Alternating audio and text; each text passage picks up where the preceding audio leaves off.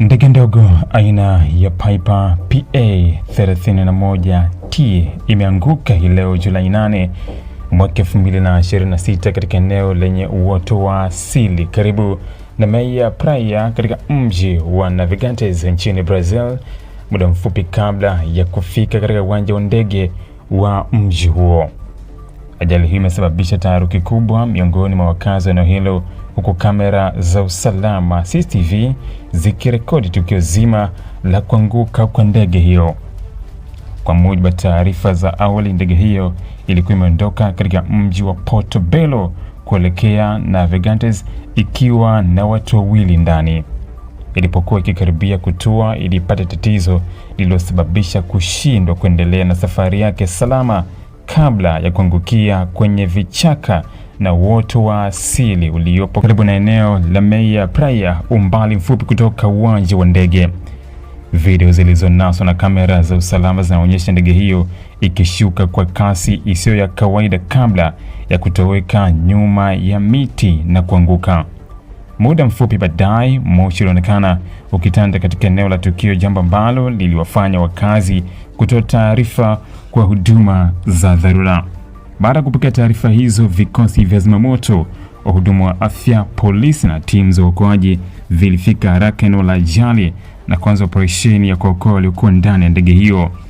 Watu wote wawili walifanikiwa kutolewa wakiwa hai kutoka kwenye mabaki ya ndege hiyo na kukimbizwa hospitalini kwa matibabu. Kufikia sasa, mamlaka hazijatangaza rasmi hali zao za kiafya wala ukubwa wa majeraha walioyapata. Kutokana na ajali hiyo, eneo la tukio lilizingirwa na vikosi vya usalama ili kuruhusu wataalamu kufanya uchunguzi wa awali kukusanya ushahidi. Mabaki ya ndege yalibaki yakiwa yamezagaa katika eneo lenye uoto, huku wachunguzi wakianza kurekodi taarifa muhimu zitakazosaidia kubaini chanzo cha ajali hiyo.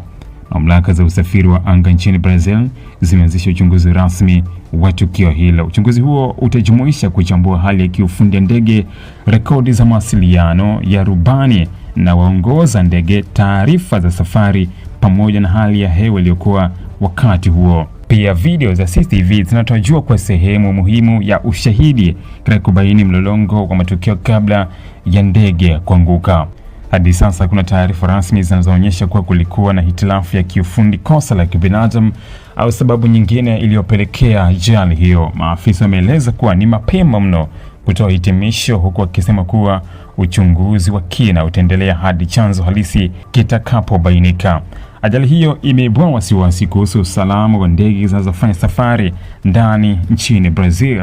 Hata hivyo, mamlaka zimewataka wananchi kusubiri matokeo rasmi ya uchunguzi na kuepuka kusambaza taarifa ambazo hazijathibitishwa, huku zikiendelea kuwafuatilia manusura waliookolewa na kuhakikisha eneo la tukio linahifadhiwa kwa ajili ya uchunguzi zaidi.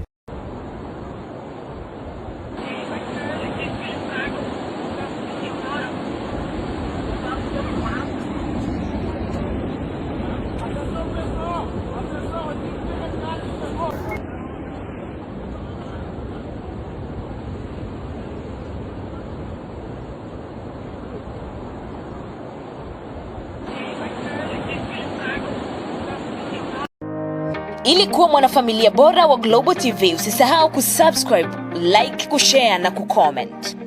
Baada ya kusubscribe, bonyeza alama ya kengele ili kupata taarifa kwa kila video inayopanda Global TV Online.